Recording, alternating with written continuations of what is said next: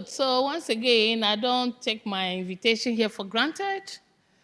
Although I've been very, very busy and still busy, I think it's a unique opportunity to network, to learn some few things that I did, and also to share my knowledge and experience with you in the field of entrepreneurship that has been my passion. I've also networked and I've got some few friends that I'm happy I came here. So straight to the point, the planning committee, this is such a great, interesting topic. You did well by coming up with it. And there's no way we can complete this summit without touching on entrepreneurship. No way. Because engineering, education, entrepreneurship is just like an eye and eyelid. When you mention engineering, entrepreneurship is in it. So we are here to remind ourselves of some of the things we know better. I'll share some few cases with us to be able to encourage us also to push harder in the field.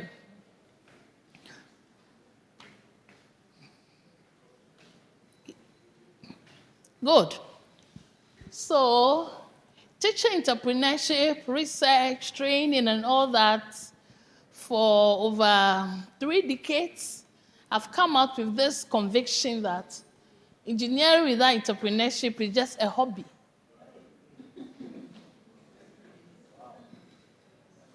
It's a hobby. It's just something you are doing. You like doing, like dancing in your room or swimming or doing something. You are not impacting anybody. You are not solving any problem. You are just doing it. You get A. It's just a hobby. So that's engineering without entrepreneurship.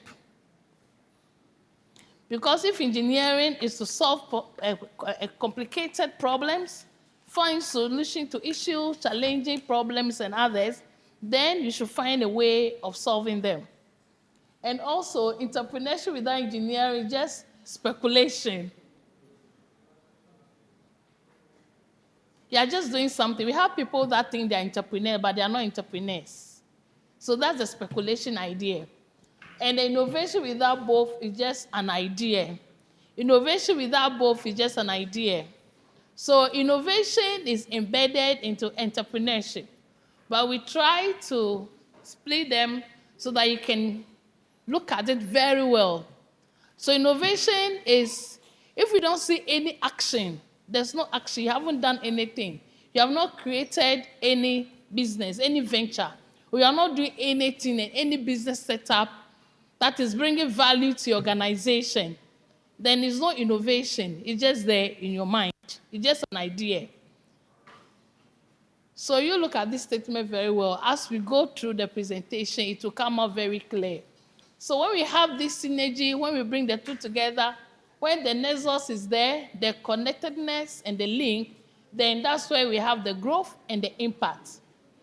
So if you're an engineer, you're an engineering student, science, technology, whatever place you find yourself, and you are not entrepreneurial, then it's just a hobby you're doing. The A or the first class will not take you anywhere unless you add entrepreneurship to it. So that's what we'll be looking at gradually.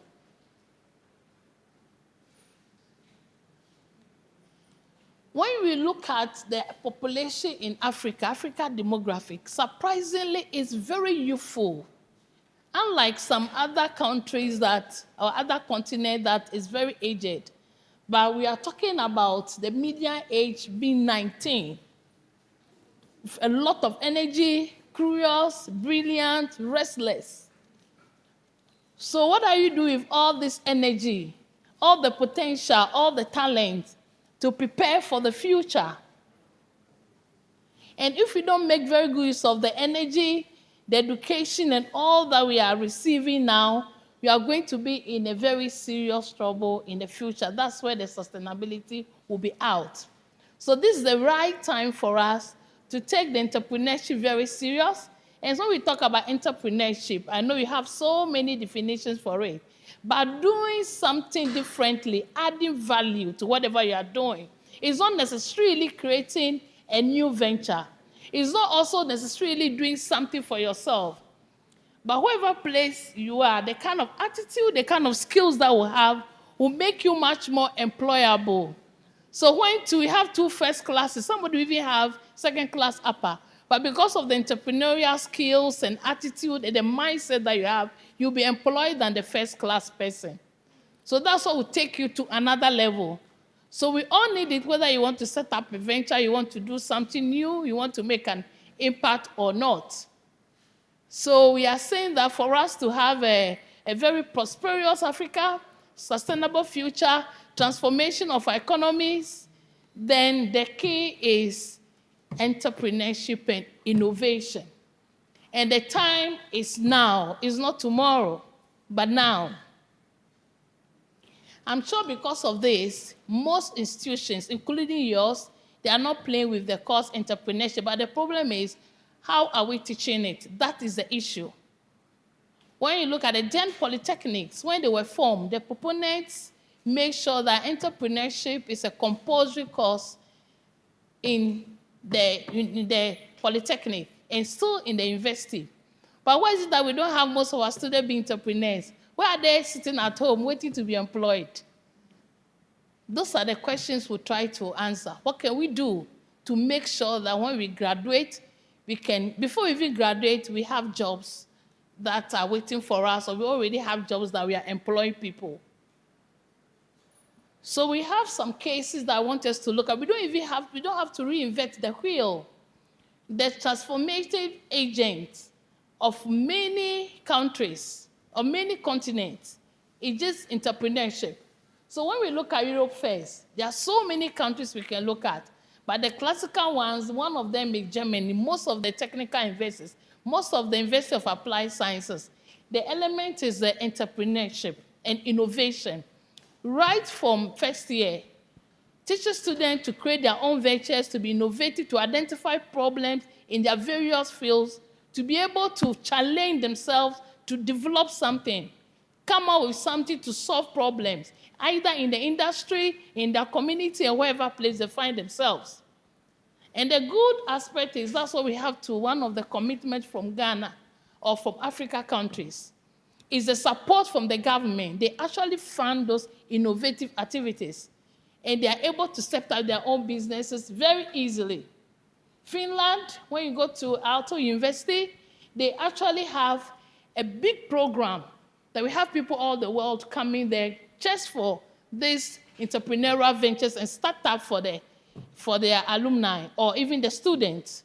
Then there's also UK Imperial College London. These are classical universities that don't play with the course. They have entrepreneurship innovation integrated in their program. They don't teach it as a different course, but in the development of the curriculum and the kind of partnership they have with the various industries and the astute entrepreneurs that tries to mentor them, groom them, and make sure that by the time they're out of school, they have something that they are standing on. So let's go to our Asian tigers as well. China, India, and Singapore, about 4 decades ago, they were not close to Ghana in any way.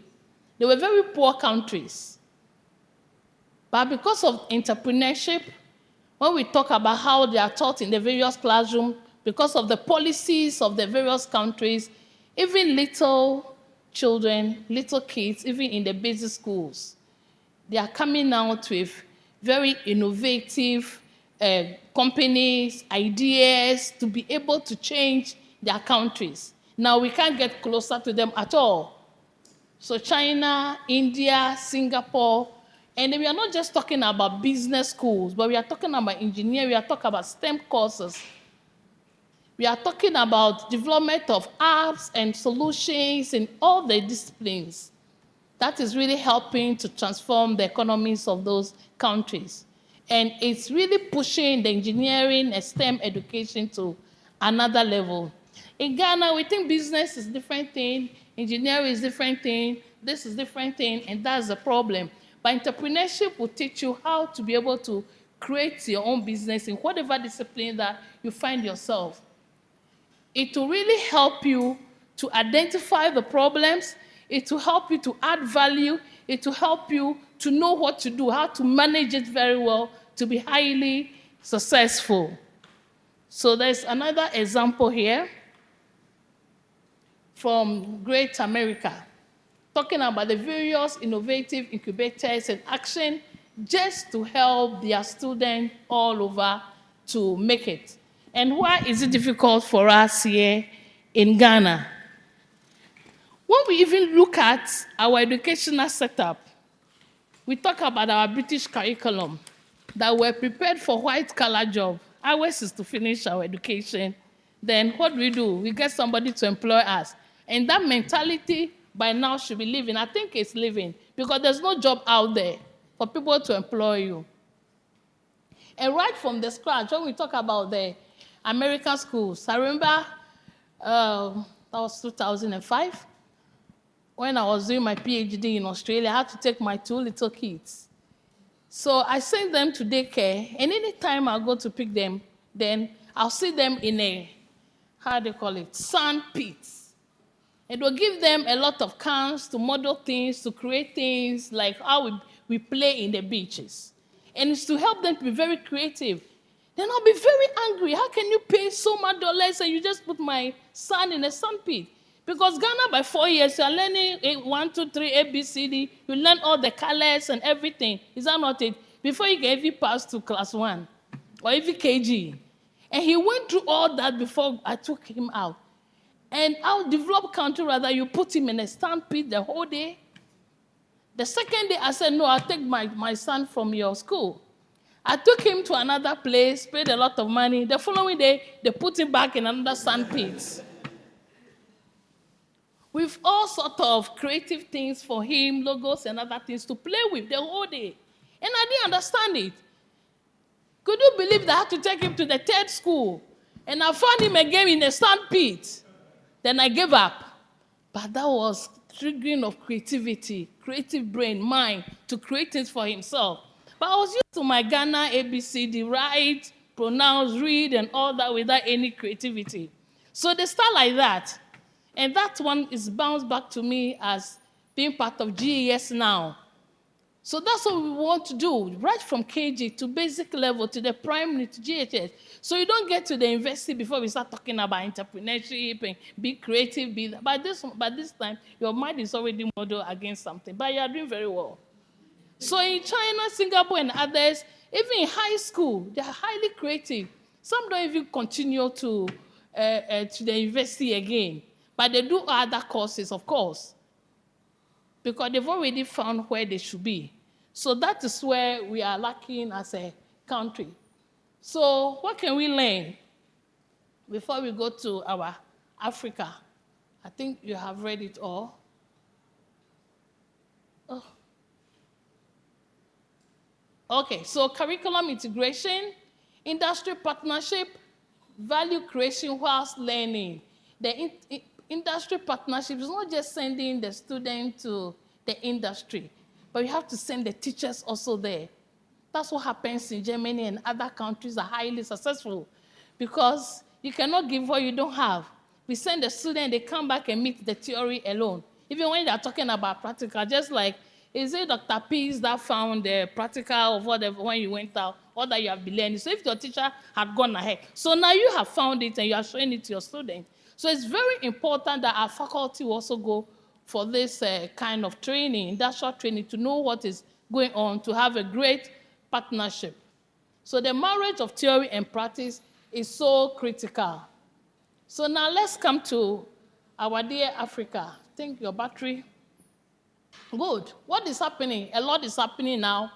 I can attest to that. Even in our own Ghana, this is just some few examples. And I think here too you have come out with a lot of things. When we talk about UMAT, we talk about other technical universities.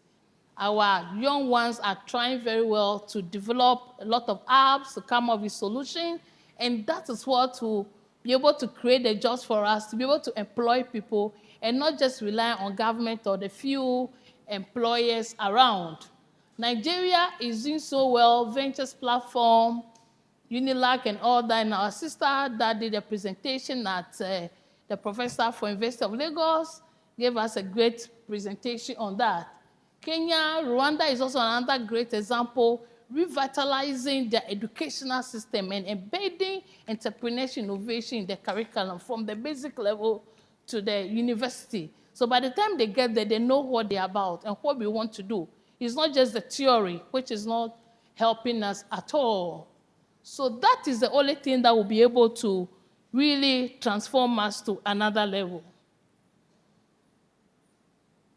Evidence, so I have 5 pillars that we will quickly look at. We should be thinking about it as educators, as students. What can we do to improve upon our entrepreneurship education? How will it be able to be integrated into the various disciplines that we are learning so that we can all become creators, investors, and have a lot of startups? So the first pillar is curriculum transformation. I've spoken a lot about that. We should have more of design thinking, business model, innovation as compulsory models in the various programs, not as a standalone. It's very, very important for us to do that. And how do we teach it at all? It's the same, the pedagogy, very important. As I said in the technical universities. So my time at Koforidua Technical University, we set up a Center for Entrepreneurship and Innovation Development. And we said all students must go to that center because it's a compulsory program. You have to think about an idea.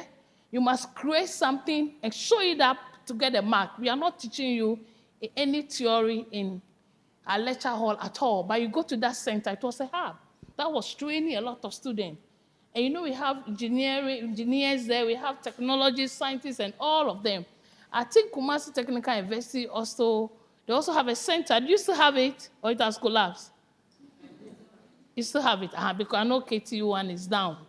And it's very helpful to students. And we can tell you that we have about 20 students that out of that program, out of that arrangement, have been able to set up their own businesses, and they are doing very well in the area, instead of sitting at home. How can you do engineering and all the great program and sit at home for somebody to employ you? What did you learn? That's why it's just a hobby. So Pillar 2, Industry University Compact. We are still talking about the linkage, strong industrial linkage. They should come to the classroom and teach them, have mentors. So still with the entrepreneurship program, we had successful entrepreneurs coming to mentor them, to share their stories, how they have started, the challenges, because it's not very easy, but it's doable, it's possible. And all those people from other countries that we have mentioned, they are just like us, the same potential, the same idea, it's just the color. We are even more intelligent than them. The only thing is they know what to do, where to focus their energy, and what to do, not just to wait for the theory and get employed. But they know that if they don't help themselves, nobody will help them. And I can't finish school and be sitting at home. When you're about finished, you start asking yourself, what are you going to do after graduation? And we, the educators, we must tell ourselves that the education doesn't end at the graduation day, you shake hands, you give them the scroll, no. But when our students are successfully employed, because of the unique qualities you have imbibed in them, if they're able to set up their own ventures, then our job is completed. So we need to have a strong collaboration with them when we talk about our various design of our curriculum, even in our project work. What kind of project work do we ask them to do? I know you are changing a lot. See, I think as far back as 2008, GIMPA Masters Entrepreneurship, you need to identify a business. You don't write those theses and just put it in the shelf. But it's very important we do that. So no engineer can just write theses, though the theory is very important, but you should be able to come up with something productive, innovative, something that can be used, that can be commercialized, that you can start a business with. And that will be very important to help us to move our country forward. Institutional innovation finance. Yes, money is very important, but always when we talk about entrepreneurship or start, people ask you, we don't have money. But money is not the most important thing, it's the idea. Okay, I went to Germany and I was blabbling, Ghana, we don't have money, Germany, you have a lot of money, that's why your people can do this. And the professor looked at me and said, smile, idea first. And I looked at him, I said, yes, you are right. Come up with the idea, what you want to do, and you get the money for sponsorship. But we'll come to where we need our government, the policy should be able to allocate some funds for students in school, not just entrepreneurship fund, NIP, whatever it is for everybody, no. Just for students startup. And I know they are getting there, and that will be able to help us. And we can go for endowment funds, seeds, money, and source for funds for our students that want to do something for themselves, create a business, identify a problem. All the plenty problems we have in Ghana, on our roads, electricity, whatever it is, water and all that. And we are training a lot of graduates. Then what are they doing with the mind and the brain and all that we are teaching them? We are asking ourselves. And we know we are capable of doing it. We want the Chinese to design our bridges for us again. We want the Chinese to come and solve our power problem for us. Then what are we here for? So that's the thinking, the presentation, just to a teaser, to know that we are capable of doing it. And that is the way forward. If you're an engineering student, if you're a science, if you're any student, because entrepreneurship is multidisciplinary, but it's more linked with engineering. So if you are not thinking of doing anything to start any business, or also to be very proactive and have those ideas, innovative ideas, be very creative, that companies or industries that you come into contact with, they will embrace you or just take you immediately, then you know that there's a problem. And as I said earlier, these days, not just the first class they are looking out for, not at all. So we have to start thinking seriously. Then the fifth one, we need to celebrate young entrepreneurial excellence. So your student has come up with something nice, an idea. You should have a way to appreciate, congratulate, and celebrate the person for the whole school, the whole faculty. Put his picture on the board or in a newsletter, or look for funding, or get somebody to groom the person. You don't say, oh, well done, you are doing well. Okay, then you just leave the person like that. Let's mentor, let's guide them accordingly. And some of them, they get frustrated because they go and share the idea with people and they steal the idea. So they don't even want to do it in the first place. So we need to encourage them. Even your own colleague, you say, oh, you don't know anything. You think you can develop something. Even you got F in the paper, thermodynamics, and you think you can create something in it. No, entrepreneurship is not for brilliant students, just bright, average, smart, that's all. You don't need to be an A student to come out with a great startup or business venture. So let's encourage our colleagues. Let's celebrate them. Let's tell them that, yeah, you can do it, come up with something. And when they are very successful, they'll help all of us, the economy, the community, and the society. Yeah, we are getting to an end. So you have this brilliant girl in your class, very curious, who has the weight of the whole family on her head. And she completely can go back and sit in the house for the father to continue feeding her. Let's equip her with the kind of education that will make her start a business even in the first year. Identify a problem, try to come up with a solution, help the person with the incubation, with the grooming up, so we can have great entrepreneurs. There's this lady, I'm almost coming to an end. This is my last but one slide. My student at St. Rose's did civil engineering at KUST. Then she completed, got employed in one of the firms, and she was just used as a clerk? Write this report, buy this, that, without taking her to the field. Because they think females cannot do anything. They can't go to the field, they can't go to the site and all that. I know things are changing, or is it the same like that, Doc? Is it changing gradually? So she got mad. She told me she really got mad. What can't I do? I've learned the same thing with the same coffee in the same class. Then when we get to the industry, they give him the chance to go to the site, to design, to do this, and they think because I'm a female, I can only do clerical duty. She decided to set up her own business. Yogo Terrano, one Eunice Aku Ijeoma Ogugo. She has set up a big, successful civil engineering firm. Her employees are more than 30. Very successful. You can Google her up, LinkedIn or anywhere. She's doing so much, successful woman, sponsoring people, transforming her community. And also, if you employ people, you are paying them, then you are feeding a lot of mouths, right? So she decided to do something. She didn't learn entrepreneurship at KUST the time she did so, but she decided to do extra courses to learn on her own, to come with something that would be helpful to her.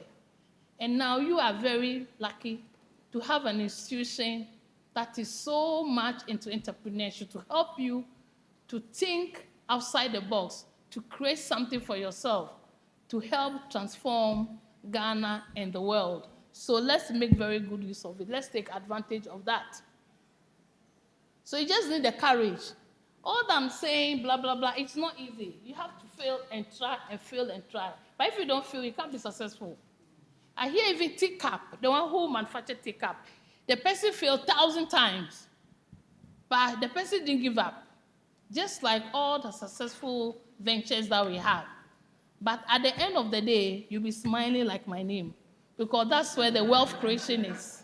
That is where the wealth creation, the fulfillment of creating a business, employing somebody, fulfillment of nobody, maybe, however they call it, bullying around, your own boss. Is that not it? Yes. And when there's harvest in church, don't invite me, the lecturer. Don't invite you, the entrepreneur. So let's look at this. This is a summit commitment after trying to come out with this slide to think about my entrepreneurship and everything. Then this came to mind. You have to read it yourself.